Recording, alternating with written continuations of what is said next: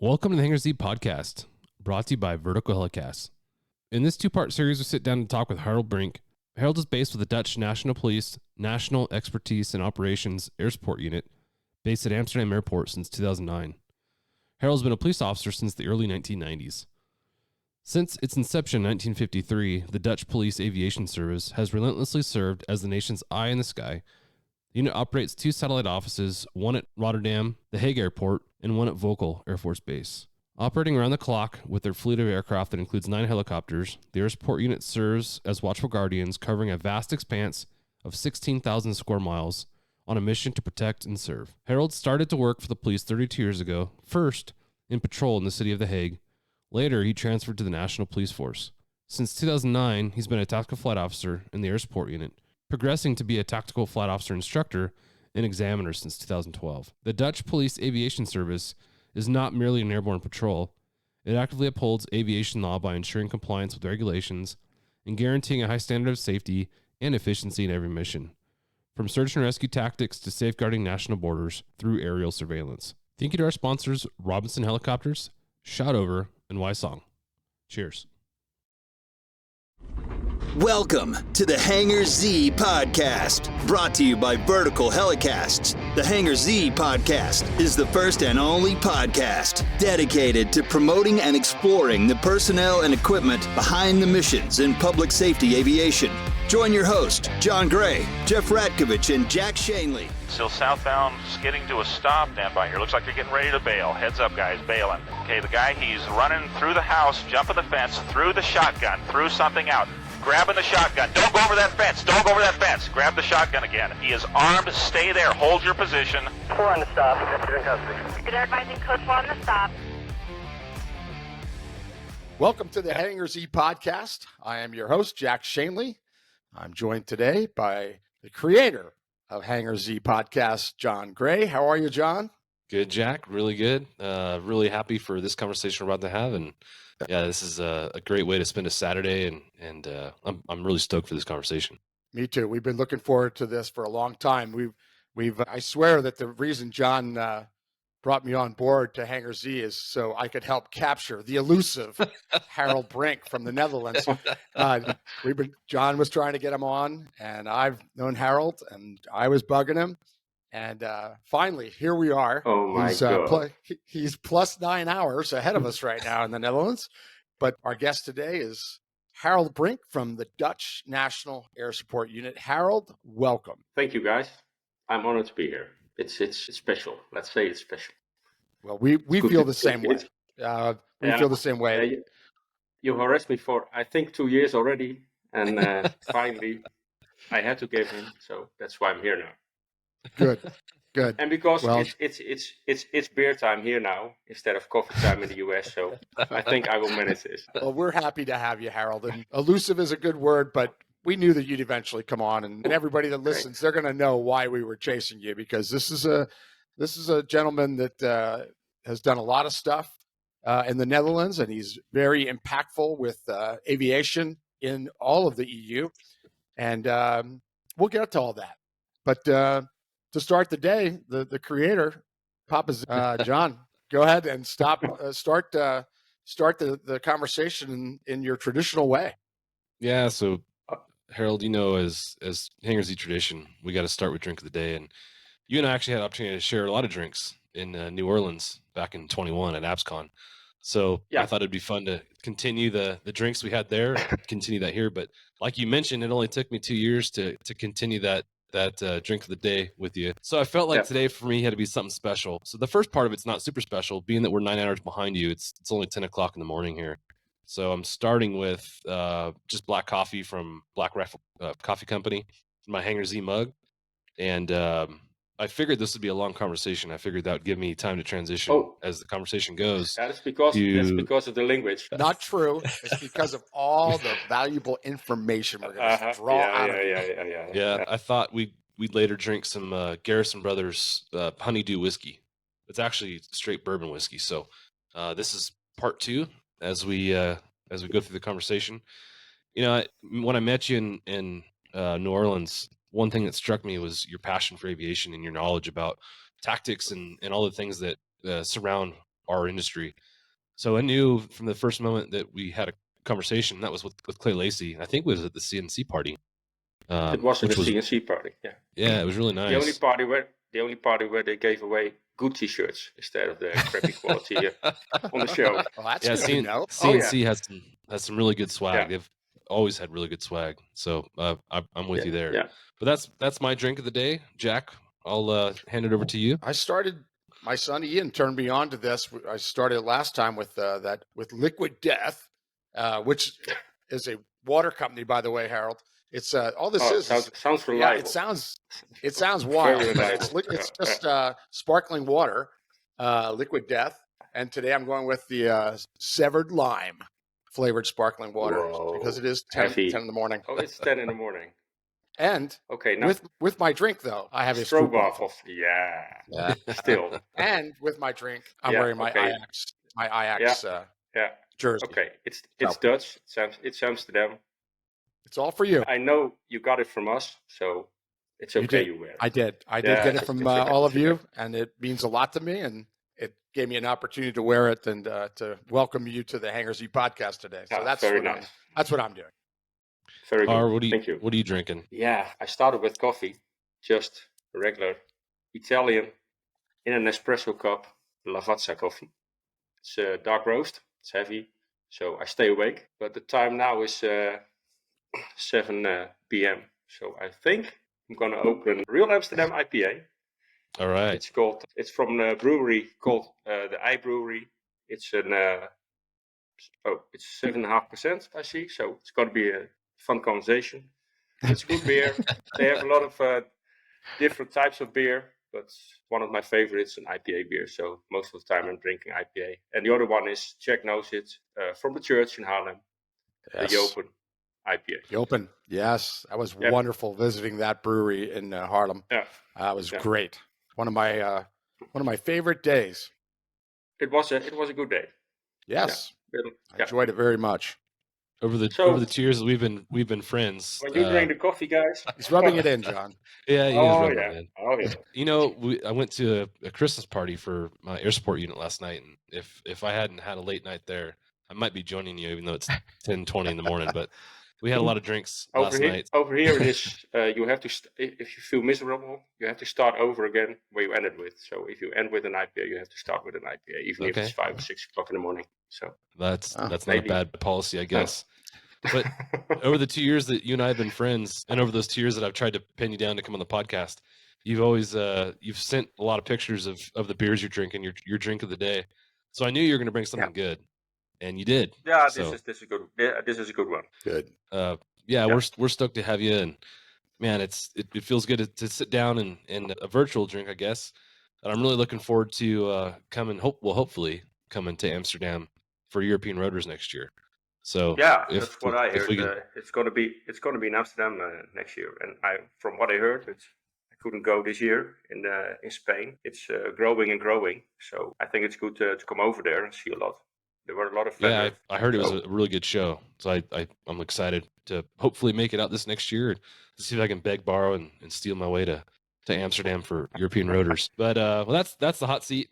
That's Well, always a fun part of well. the conversation. And the next part, is coming. I wrote is it hot- it down.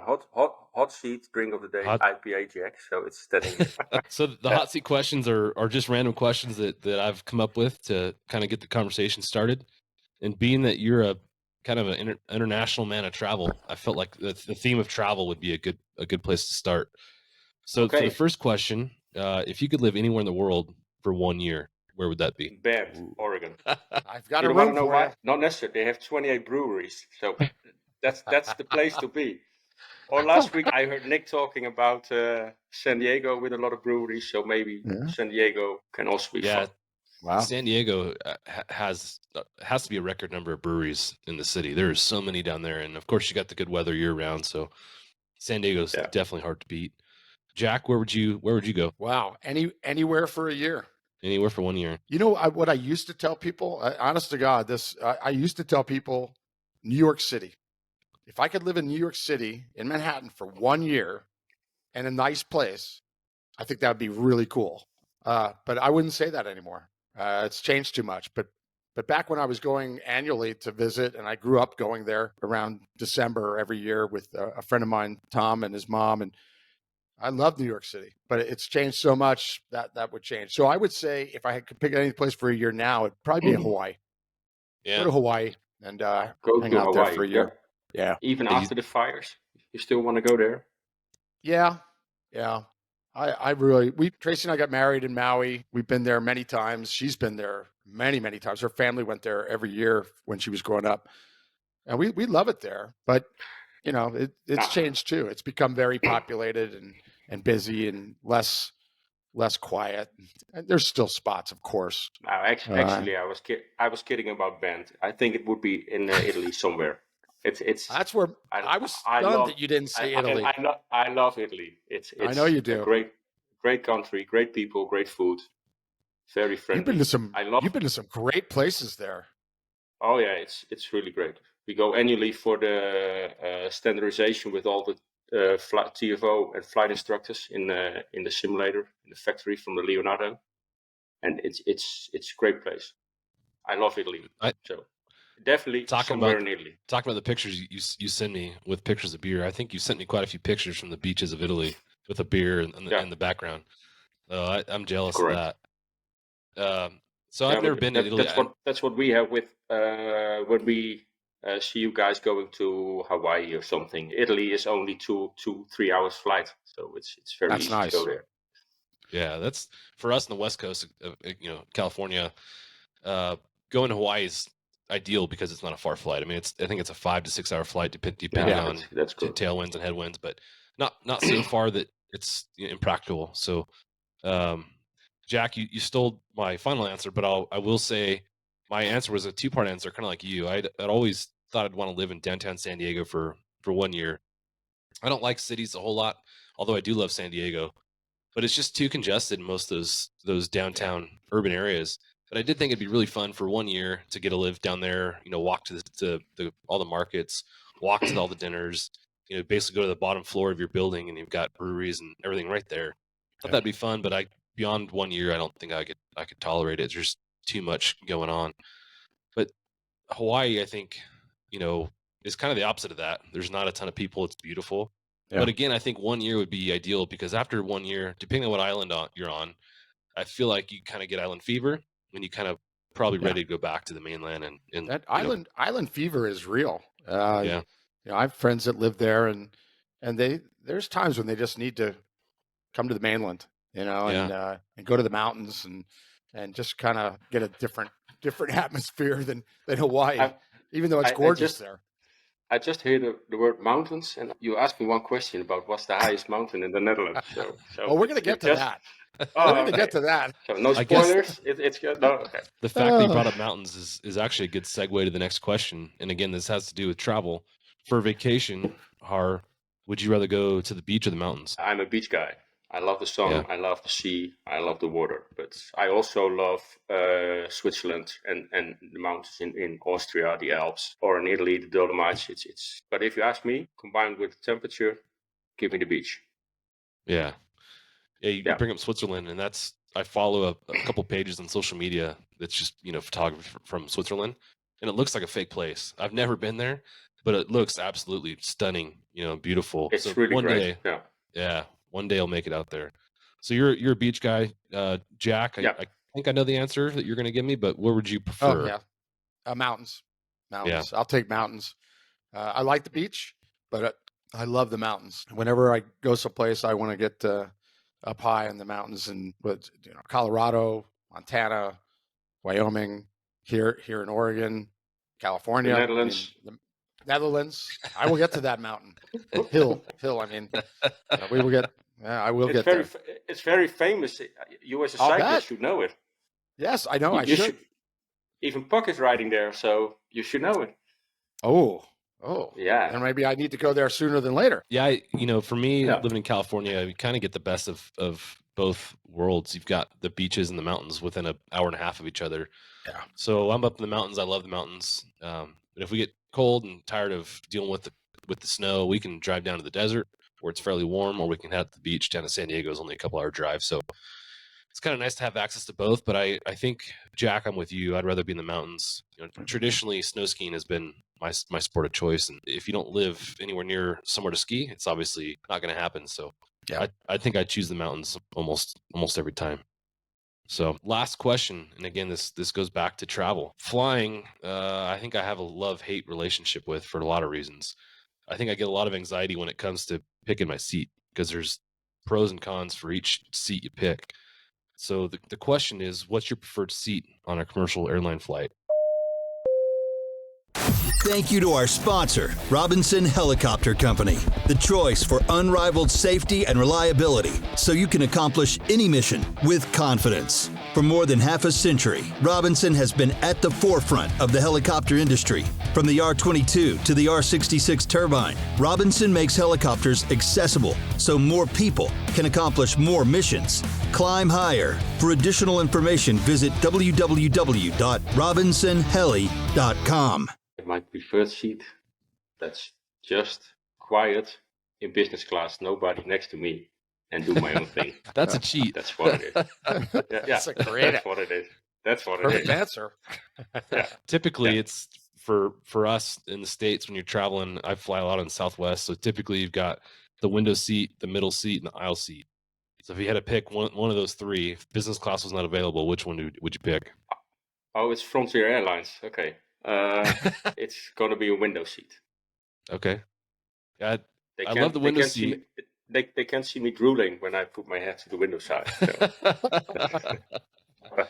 That's why I take the window seat. I love the window seat because obviously we're all aviation fanatics and love that that visual picture out the window. Yeah. But I do hate if you've got to get up to use the restroom or you want to stretch. You've got the person next to you that's asleep. You've got to crawl over that person, and it's just such a pain to get out from that window seat. So that's where I find the drawback is with the window seat. But Jack, where would you prefer to sit? I prefer the window if I know the other two people that are with me. Yeah. If it's, two people that I know with me, I got no problem. I prefer the window because of the reasons you gave. I like to look out and figure out where we're at and navigate kind of. But I'm normally, if I'm flying alone, I'm on the aisle for lots of reasons. Aisle and forward quarter of the airplane because I just need to be there. I'm not real comfortable flying commercial. I never have been. The problem with commercial for me is leg space. That's always horrible. So it's always like economy comfort plus or even more. Yeah. Because economy is, I'm cramped and it's not good, even not for a 2-hour flight. And you're tall, so that really makes it. You got long legs and it's uncomfortable. It's I'm only shorter. my legs. It's uncomfortable. Yeah, I'm short and it's uncomfortable. So like you, Jack. Yeah. But I guess I like the aisle seat because you can stretch your legs out into the aisle most of the time. You get a little bit more leg room. And even though I don't have the longest legs in the world, it's still nice to stretch out. And then when you want to get a drink or hit the restroom, you're not having to climb over people, So that's my preferred seat of choice. And of course, business class or first class would be ideal. But I've only flown first class like twice. That was just a tease. I don't. That's not a common thing. So I did love it though. It ruins you. We pay Jack a lot of money. Once you do it once, it ruins you because it's so nice for the business class. Yes. Yeah. Well, that is the hot seat. Well, okay. Thanks. Yep, that is that's our little that was way good to break the conversation in. And like I said, you're a man of travel. You're all over the place, which is awesome. I admire that. So, anyways, I will. We are in the lucky circumstance that we are a federal unit. So funding, it's an issue, but it's not the issue. So it's not like what you asked me, Jack, in the US. We don't have to do fundraisers or it's just, this is your amount of money you get. This is the amount of hours you get to fly each year and do it. Yep. Yeah. And the thing is, lucky, and the good thing for us, or the good thing if you want to travel, is that the thing we all do was invented in the United States. So what you see, if you want to go for training or you want to see new things on the market or you want to do networking, you have to go to the US because that's where I think airborne law enforcement was born. I think it was like a race between New York and Los Angeles. I don't know who won, but who started. I think it was New York actually started it, and then LA kind of came in after that. and they went two very similar directions, but they ended up in two very different types of units. But that it was New York and Los Angeles that were kind of at the head of the game for aviation and law enforcement. Very good, Harold. You've been studying your law enforcement aviation history. No. I went to a TFO class in Los Angeles in 2013, and I still remember that. Yeah, that was talked about. Yeah, very good. It was the class with the baseball remarks. Oh, yes. Well, bigger than baseball. I just talked to him recently. Oh, he's still in Las Vegas or not? He is. He's in Vegas. Okay. He's doing well. Okay. He's doing well. I'll tell him you asked about him. Very good. Very good. Bigger than baseball. Yeah. All right. So we can get into it now. You ready to go? Here we go. So Harold, where did you grow up in the Netherlands? Where I grew up in the northern part of the Netherlands. It's like only farmers and nothing else. I lived there till my, I think, 19th year, and then I went to the city of The Hague and joined the police there. Okay. So I actually never went back. Gotcha. So your whole childhood was in a kind of a rural area. It wasn't rural. No, rural area. Just a small town. Only a population of 20,000. So it's a very small town. Okay. My dad worked as a police officer, and was it your dad's influence that drew you into the profession? No, the idea was to go to university, but my mother passed away when I was 17, and I thought, what am I going to do with my life? So I took 1 year off, and in that year I visited my dad in the weekends at the police station when he had to work, and actually I saw the way those guys work together and all going for one thing, and I thought, that's a nice brotherhood. So it was literally, I had a TV magazine, and there was a little coupon in it, and you had to fill it in and send it to the police force who want to work. So it was for me the city of The Hague, and I sent it, and I got hired. So that's the story. Wow, very good. Nothing pre-planned, just happened. Yeah, just happened. Wow. Were you 17 when you started? Or 18 years old? No, I started when I was 19. Okay. Wow. And is that pretty common in the Netherlands, just to be a 19 or 20-year-old and get into police work? It was what you see. There's a change now going on. When I signed up for, I think, my career. So I start there and I will end there. What you see now is more people do the job hopping. They go to the academy. They're done. They work for 5, 6 years and they change their occupation, or they go to a complete different thing to work on. So it's not anymore I think it's not like I did. So I signed up for, there it comes, 40 years, and then I could retire. The 40 years is not 40 anymore. I think it's going to be 50. So wow. Oh my goodness. Yeah. What you just described has happened in the United States as well. There's more and more people that are leaving law enforcement after a few years or 5 years and doing something else, and it's causing a tremendous problem within law enforcement with recruiting retention as a topic that John and I have talked to multiple guests about, because it's a common problem everywhere. So are they struggling now even to keep the ranks at the numbers that you want? They have 2 or 3 campaigns each year to get the people in, but the majority of people retiring the upcoming 2 or 3 years, they are in their early 60s now. So, and it's a big batch, but it's a batch of guys who started just after 10 years, 20 years after World War II. They need, what I read somewhere, 12,000 new officers, and that's nationwide. So right. Wow. Yeah. Wow. That's a lot. So that's really a lot. And you see a lot of, if you go to the academies, it's a lot of young people. So it's a lot of, I think, between 20 and 25 or something applying and going to the academy now. What do you think is the cause for that in the Netherlands as far as the recruitment retention goes? I think the payment, because there are, when you're 18 or 19 and you see everything on social media, you want to have a nice car, you want to have a nice computer, you want to have a nice house, a nice cell phone. And that's not what the police is providing. The police is providing you a job and they give you an income. but you're not getting the laptop and the car and all those sort of things. Companies like, not the government companies, they provide it. So also the name of the police, I think nobody wants to work with the police anymore because it's not what it is when I came in. So you're being followed on social media. Everybody's filming everything.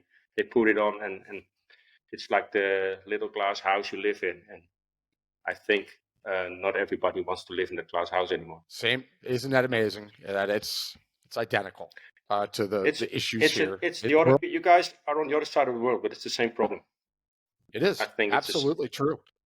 Absolutely true. It's the same thing. There's people that just go, well, I grew up wanting to be a police officer, but now here I am. I'm 21 and I'm ready to go. And I'm like, no, I don't want to do that anymore because of the way it appears and the way it's portrayed in the media.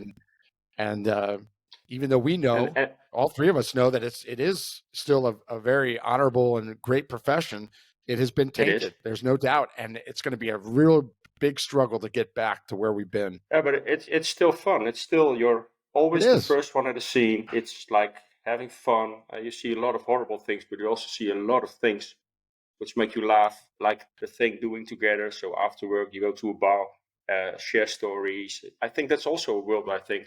If I listen to all the podcasts you made, John, with the guys from Canada, the guys from Texas, it's all the same. Yeah. Yeah. The positives, we talk about those positives all the time. Yeah. Yeah, but that's what keeps you going. Because if it's all the negative things, I think you should change jobs and become a fireman or something. Oh no, they have the same issues. So. You brought up the idea of the brotherhood that you saw as a young man, and I think that's what's intrigued me and continues to intrigue me. Like you bring up, it doesn't matter if you're in California, Texas, the Netherlands, the UK. It doesn't matter where you at. We all have these shared experiences. So for us to be able to unite and build a community, or we can continue to build the brotherhood that backs the badge, I think is really cool. And that's one of the many things we're trying to do through the podcast is, build this brotherhood through the stories that, you're telling from the Netherlands that just shows, hey, we're all the same. We're dealing with the same things. We're dealing with same criminal behavior and kind of collectively coming up with solutions to deal with some of this stuff. So I love that you brought that up, and I think it's 100% true.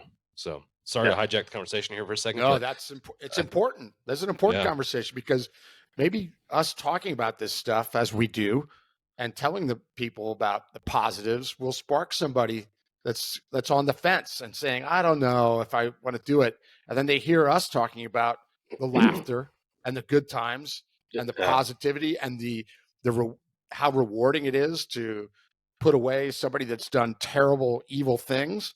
And they go, well, that pushed me over the edge. I want to do that. Good. Because we still need great people doing this job, even though the job has changed, even though it is more scrutinized. I think there are still enough people who want to do it. But what I say, they have to do something about the pay in the Netherlands because that's not the best in the world. It's not bad at all, but it's not good. It can be better. It can always be better. And the thing is, with the selection of new officers, you want to have a certain standard. So they have to keep and maintain that standard and not go below the standard if you want to get new officers. So they have to maintain the line like if they set a 7, don't go to a 5. We only want 7 and higher. And that's also an issue because the people with like a bachelor grade or something, they're not going to choose for the police to be in a patrol car. They're not going to do it. And we need boots on the ground instead of all the high ranking. So for the high ranks, you get enough people because they what you do in the Netherlands now, they hire a lot of young people with a bachelor or a master's degree. And they come in like a detective specialist so they go immediately to the high ranks. And the problem now is boots on the ground in the patrol cars. That's where we need the people. And that's interesting. So they come into the department at a different level. Yeah. They don't all start and move up. Yeah, they go to the academy and they do like a bachelor or master course in the academy, and that takes 3 or 4 years.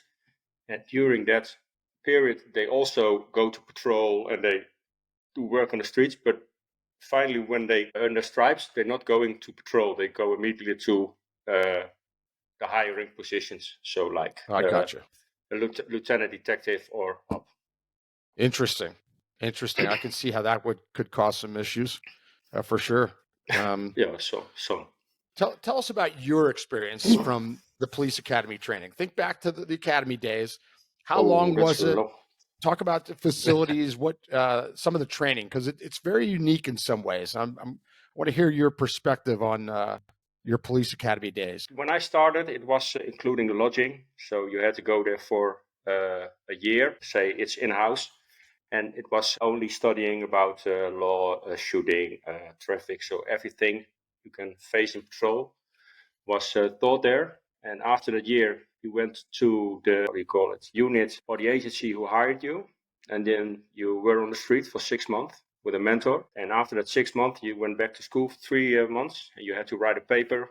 And after that, you graduated and then you were on your own on the streets. So you got your, Wow. It was 2 stripes at a time. So you're an officer and you were good to go. Wow. So That's I went. That's a lot of training. Yeah, that's 1 year, and it's only in school from in the morning 8 till in the afternoon 5.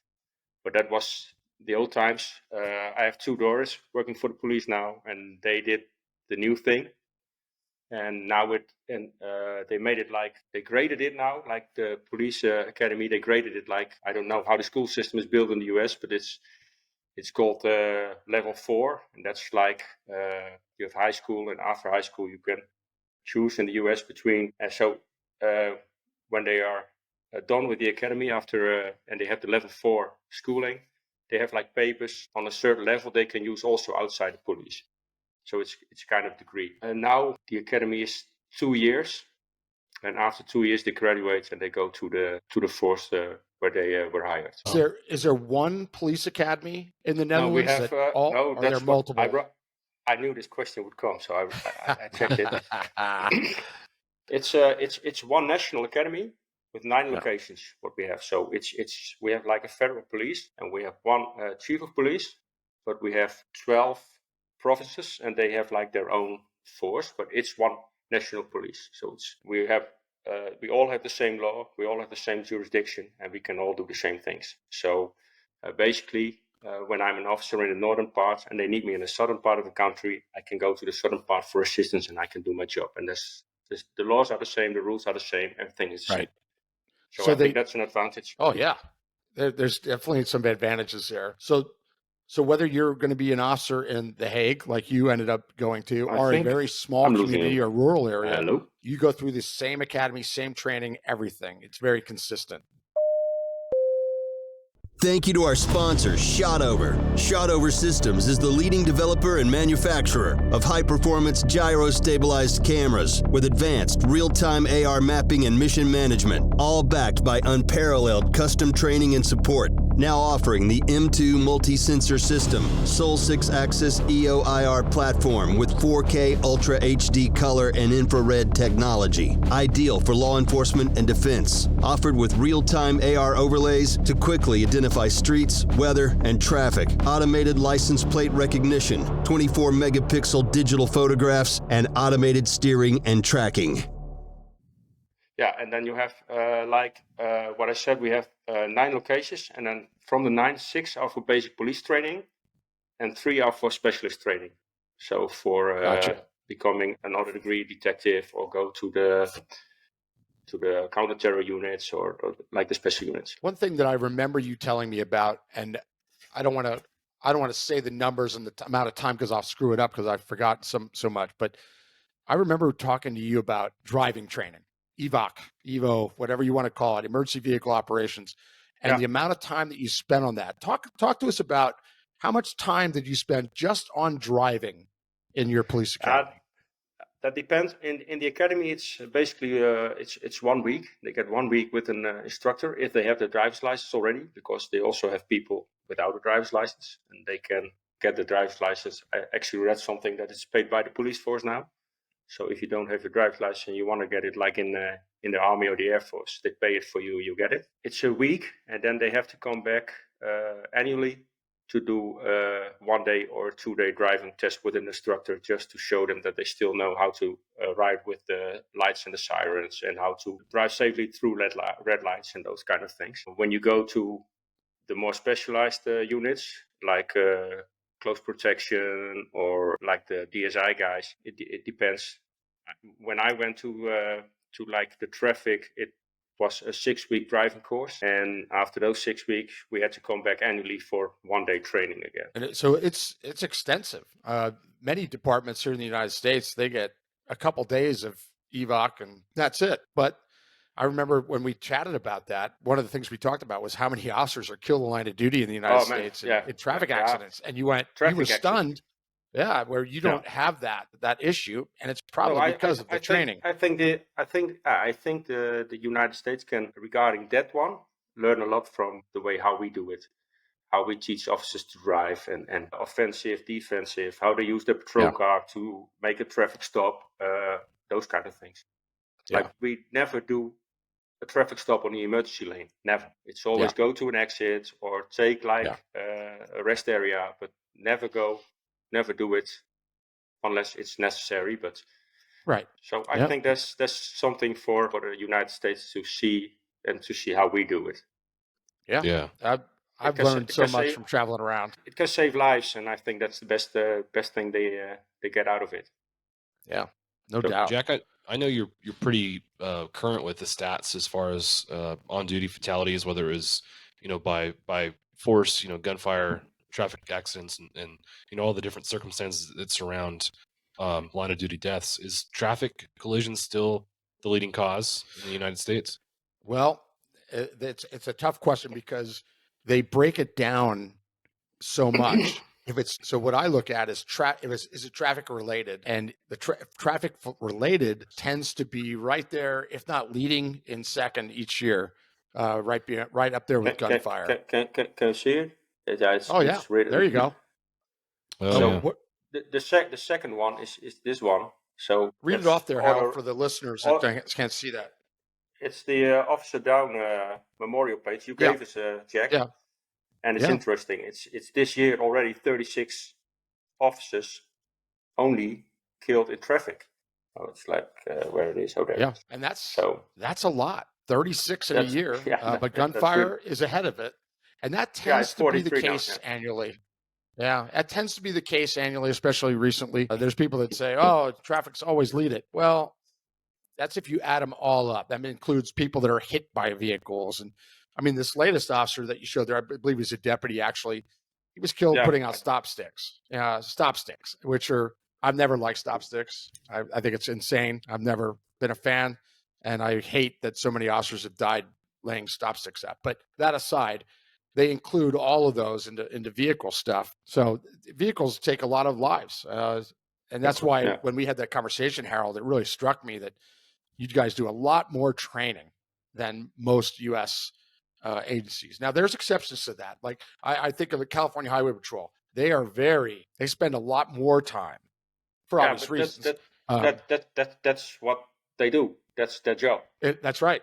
That's exactly right. That's the same with us here. When you go to traffic, you get more driving courses, and you get to know more about it. Yeah. The problem is that the small town officer gets in a pursuit, maybe not as often, and maybe not at as high speed, but it only takes one and you don't know what you're doing behind the wheel, or you overcompensate, or you don't know about braking, or you don't understand those things, and you're not current.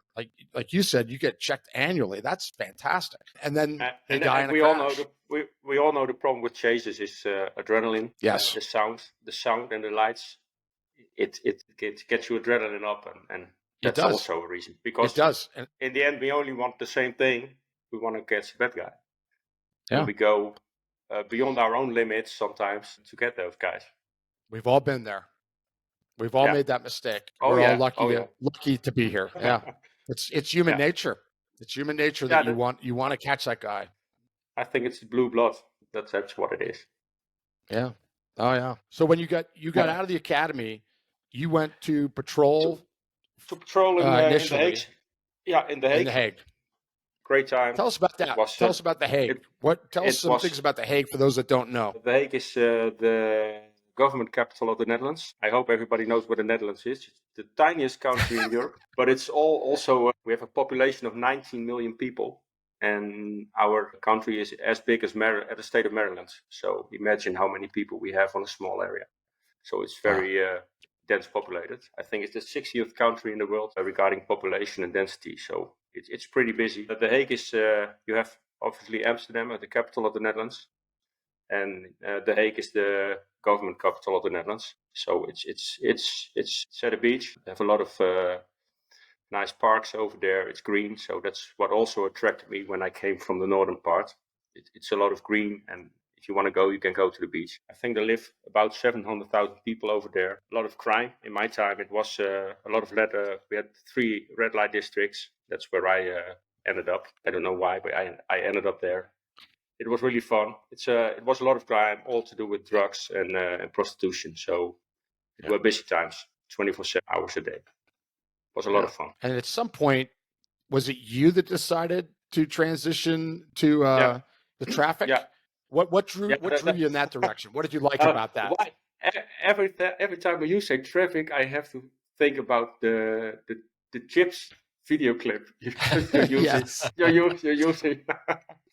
But now, what drove me after working 7 years in an area with only drug-related crime, prostitution, and you're getting like tunnel vision, and I think it's not good for yourself that you work all the time in those environments. But because what I found in the end, I started to act at home like I acted on the streets. So I talked to my family the way I talk to the guys on the street, and that's something. If you recognize that, it's time to go. Otherwise, you go like. Good call. 2 guys from the same station I worked, they went to traffic, and at the time they drove Porsche 911s as patrol cars. Oh, jeez, awful. That's just awful. I can't believe that you wanted to do that. So I thought, why not? The only thing is, at the time, it was not one federal police. So we had all we had community police, and we had one federal police. And the federal police had the Porsches. So I had to transfer from the community police to the federal police. My father didn't agree with it because you're going to drive Porsches and those guys can work and they only drive for the show and they just come and we had a nice talk, but in the end he agreed and I had fun time. So the only thing is when I signed up and I got hired, the Porsches were gone and they switched to Volvo. So that's so you missed out on the Porsche. Yeah. What are the duties of the traffic police in the Netherlands when you were working? Yeah, it's the same as you do with patrol in a city, but it's only on the interstates and on the highways. So all the criminals, they have to go from A to B. They use roads. So, and the most vulnerable position where you can pick them out of the rest is on the motorway because it's not their hometown. Their friends are not in the area. So we did a lot of traffic stops and got all kinds of stolen things, drugs, prostitutes. The same thing I got in the city, only it was on the interstates. And obviously also the normal things traffic does, like speeding, driving under the influence of drugs. That's a big thing in the Netherlands. Jack was in Amsterdam and he even got high when he walked over the streets. It's not hard. Just passing the coffee shops, you get high already. So that's right. That's right. So it's a lot of driving under the influence. Also, transport inspections. So like the working hour acts for truck drivers. What you see is we got a lot of all our vegetables, at least the tropical ones. They come from Spain. So you see the Spanish trucks driving to the Netherlands, and they want to do that as fast as they can. So it was always interesting to check those guys on their times for driving and the times for resting. So and they cause real accidents because if there's a traffic jam and they're the last one, and they missed the traffic jam because they fell asleep behind the wheel. Yeah, I don't have to tell you guys what a mess it is when they hit with 90 kilometers an hour the last car in that traffic jam. So that's also what we did a lot. The technical condition of vehicles, so I think it's basically the same the Highway Patrol does in California. And then accidents as well. Were you the investigator on the accident, the lead investigator kind of? Yeah, we started the investigation, and then obviously we could call in the technical guys about they had the mechanic papers, and they can check the cars on all the technical details. We just got one part of. And we could do the basic things. So, but yeah. Did you enjoy it? Yeah, Did a you lot of enjoy fun. it? Yeah. Yeah, I really had a lot of fun. It was because it was nationwide, so you never knew where you ended up in the country, and we still had fast cars. I mean, we drove the Volvos T5Rs, and they were almost as fast as the 911s. So it was really fun. Wow. Yeah. Just for people who haven't been there, how long does it take to get from from the beach to the German line, approximately? I know it varies, but if you walk it, I think it takes 2 days. 2 days. In a Volvo, how long does it take? I don't go into details because you can do it very fast, but I understand. How about an average person that's following the speed limit? How long does it take? Yeah, if you start in The Hague and you drive to the east to the German border directly, I think it's 2 hours, 1.5 2 hours. That's amazing. You know, you cross the country 2 hours. And from the northern part to the southern part, it's 3.5 hours. So it's that's what I was looking for.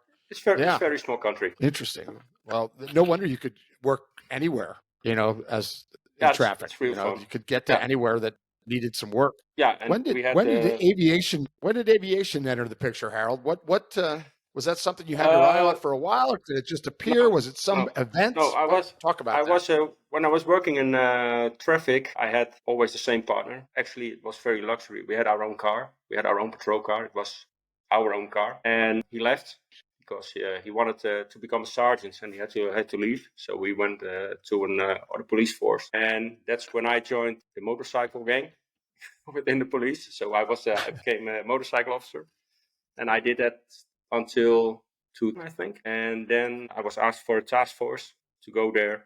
And I did that for 3 years. And in those 3 years, I did some investigations about how to commit a perfect crime and not getting caught.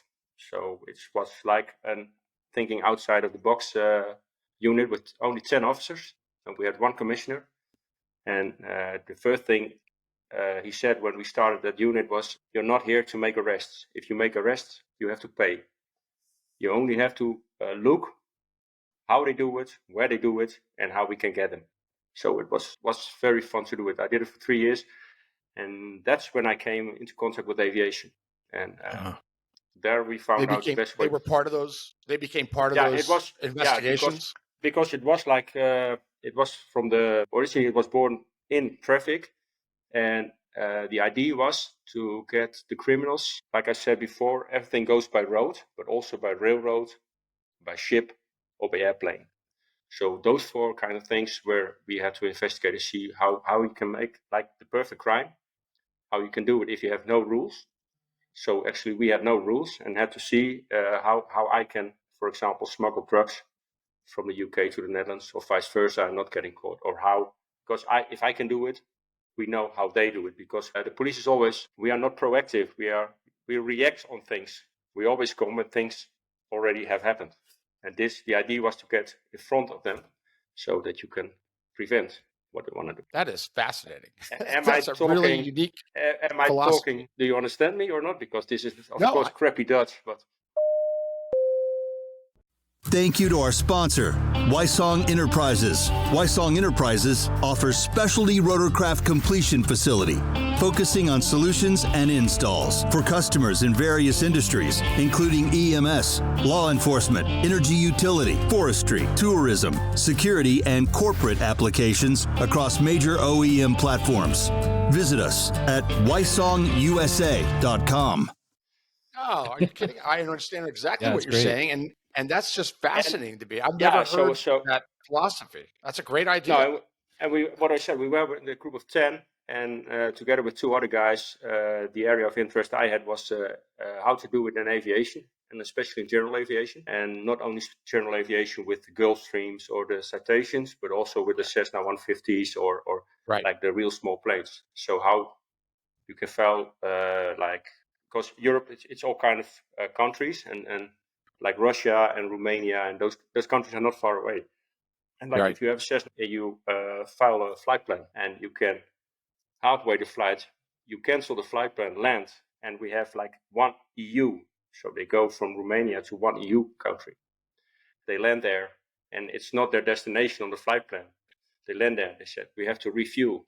Then they are in one of the EU countries, And then Right. there's free movement of goods and people. So they start over again, and they start in Germany, and they fly to the Netherlands, and nobody will catch them with all Gotcha. the things they have in the aircraft. So that's when I came into aviation, and one of the guys in my team was working as an air crash investigation already in the aviation unit. And yeah, I started to work at Amsterdam Schiphol Airport, and that's where I saw the helicopters, and that was okay. Right. Maybe that's interesting to do, and that's how I ended up in the aviation unit. So back up a notch. So now the 10 of you discovered things, lots of things, where this would work, this would work for criminals. Where did that information go? Who did that go to, and what did they do with it? That's very interesting. I think the things we put on paper and we saw, I think 12 or 13 years later, they still were struggling with the same issues. And we said, this is what the issues show, you can do it. But it was fun to do. But in the end, what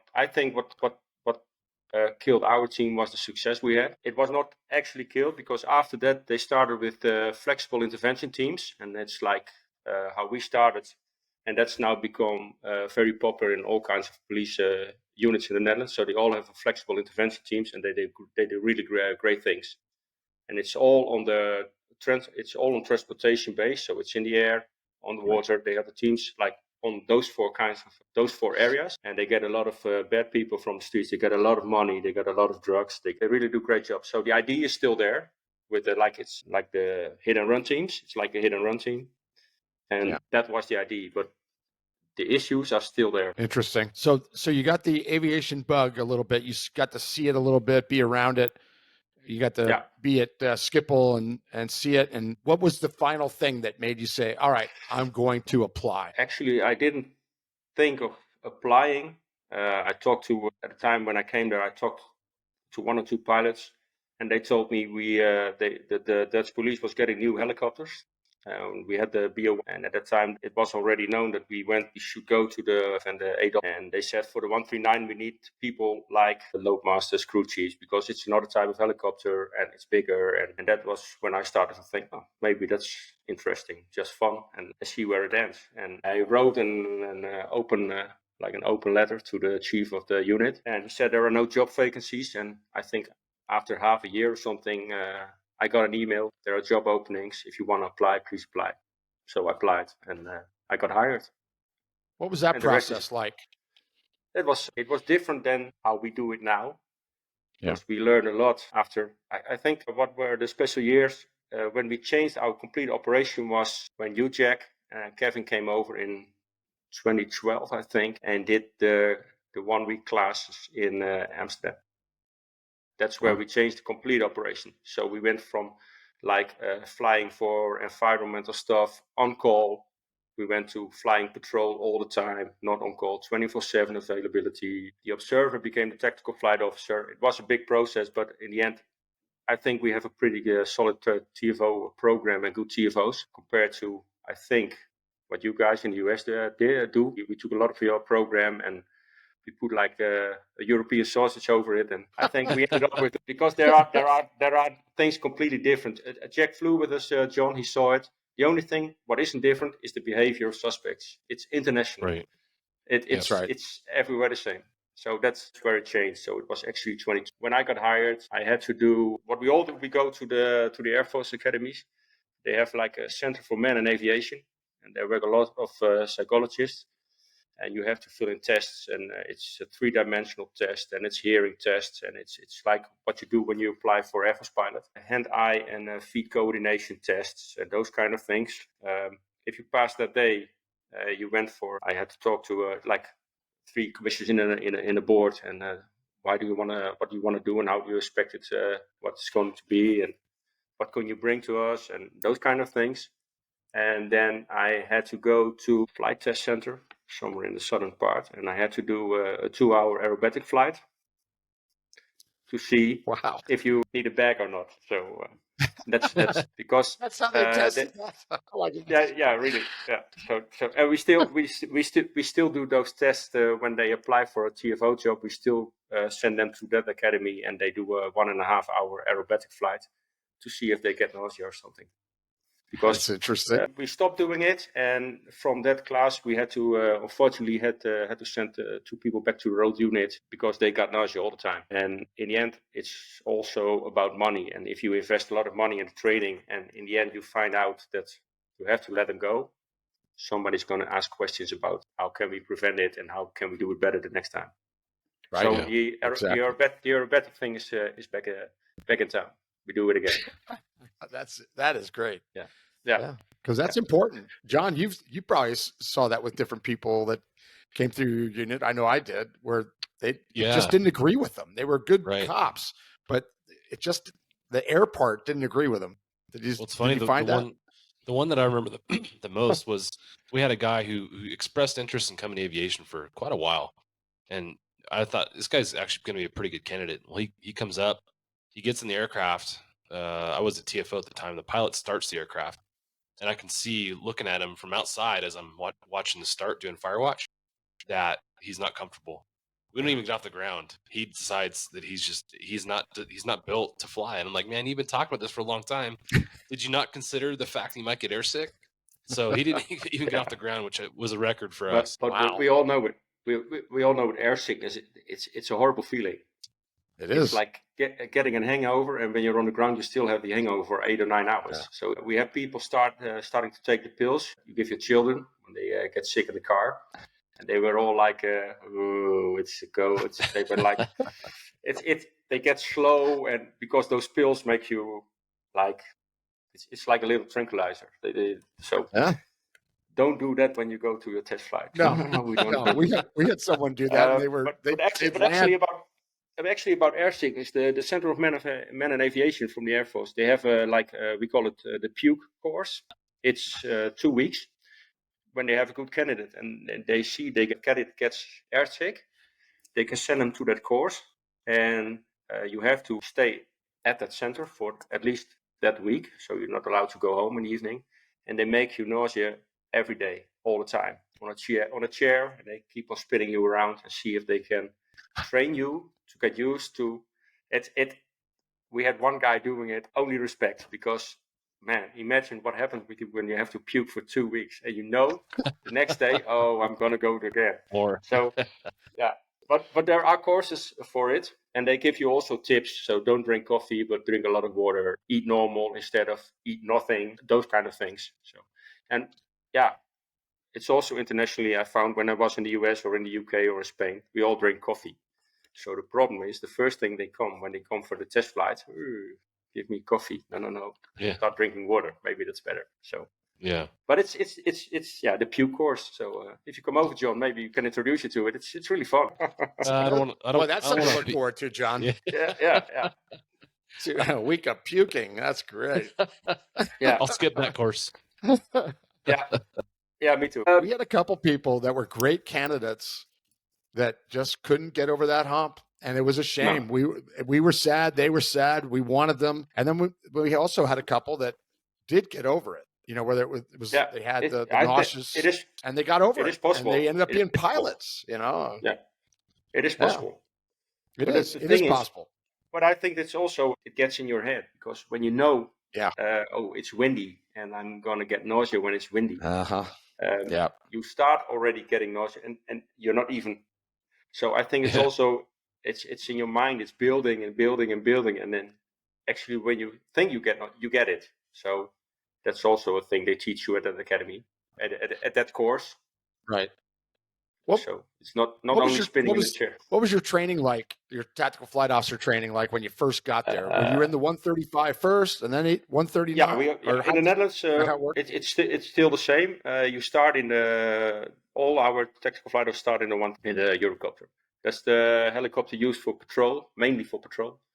And that's where they all start. After their the TFO training, it's like the complete training is about 6 to 9 months. Then they can go do the missions solo as a tactical flight officer. When I got there was a program, but I had to fly with a Cessna for 2 weeks to do navigation and do aerial photography and navigate with the old paper chart and it's over there, it's over there. And now we have the nice mission systems. We have a completely different system than you all guys have. We have we're using a system from Hensoldt, but it's the same as the system from Shotover or from Cardnav. They all do pretty much the same thing.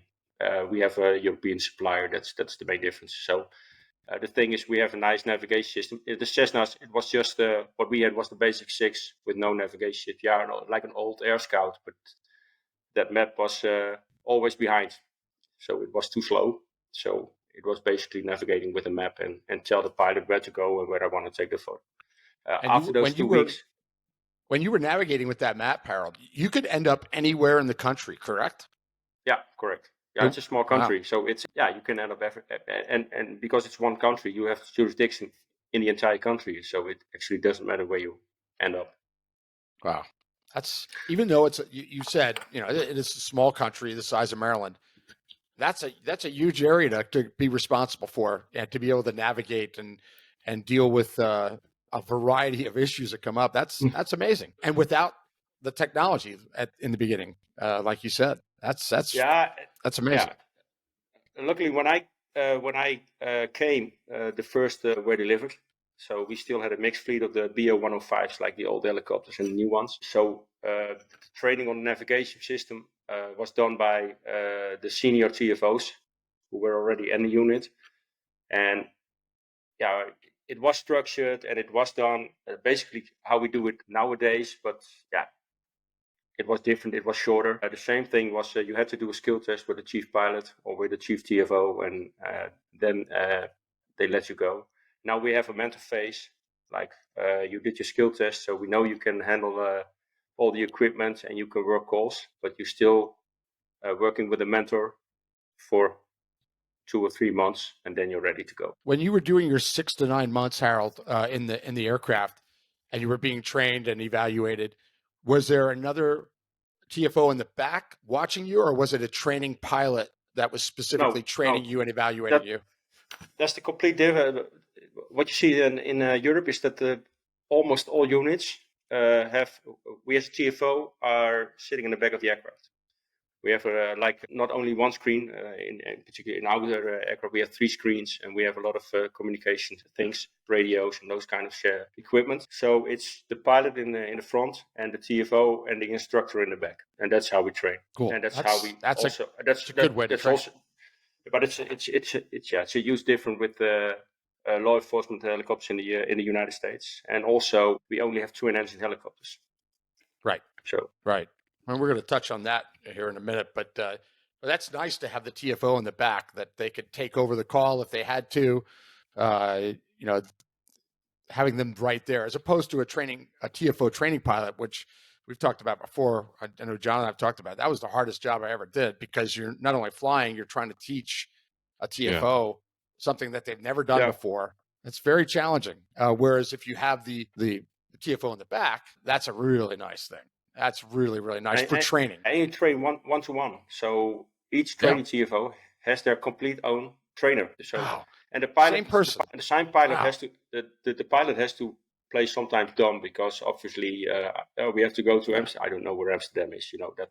That's what I heard. I heard the Canadians doing the same thing, and I saw it when I flew with you in Los Angeles. Also the same thing. Oh yeah, I have no idea where that is.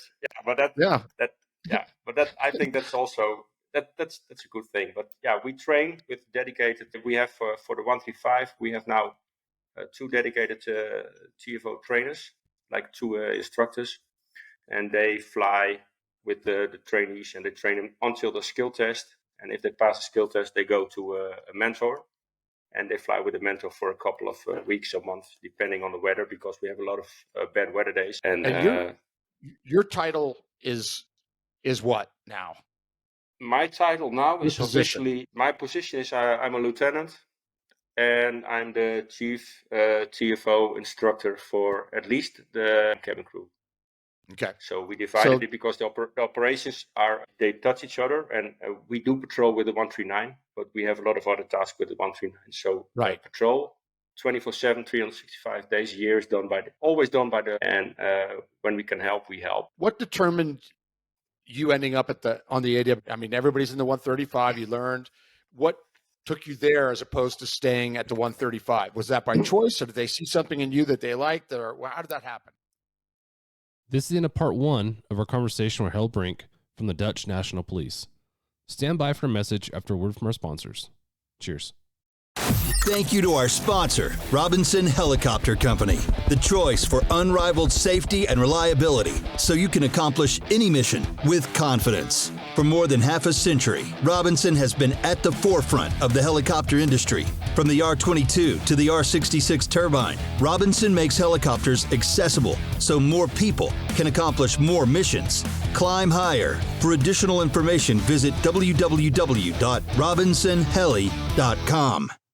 Thank you to our sponsor, Shotover. Shotover Systems is the leading developer and manufacturer of high-performance gyro-stabilized cameras with advanced real-time AR mapping and mission management, all backed by unparalleled custom training and support. Now offering the M2 multi-sensor system, sole 6-axis EO/IR platform with 4K Ultra HD color and infrared technology. Ideal for law enforcement and defense. Offered with real-time AR overlays to quickly identify streets, weather, and traffic. Automated license plate recognition, 24-megapixel digital photographs, and automated steering and tracking.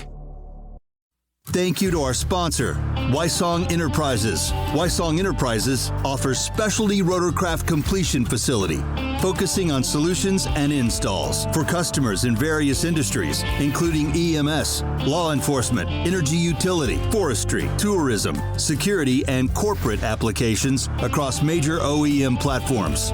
Visit us at wysongusa.com. Now that HAI is over, the podcast that recorded at HAI between all the Vertical Helicast podcasts will be released over the coming weeks and months. Keep your eye on the Helicopter Podcast, the Real Rescue Podcast, and of course, the Hangar Z Podcast as we drop these great conversations. One hint from the Hangar Z Podcast is we had the opportunity to interview the HAI Pilot of the Year award recipient. Look for that interview to come out in early April 2024. Cheers. Time to close up the hangar. Thanks for joining us on the Hangar Z podcast, brought to you by Vertical Helicasts.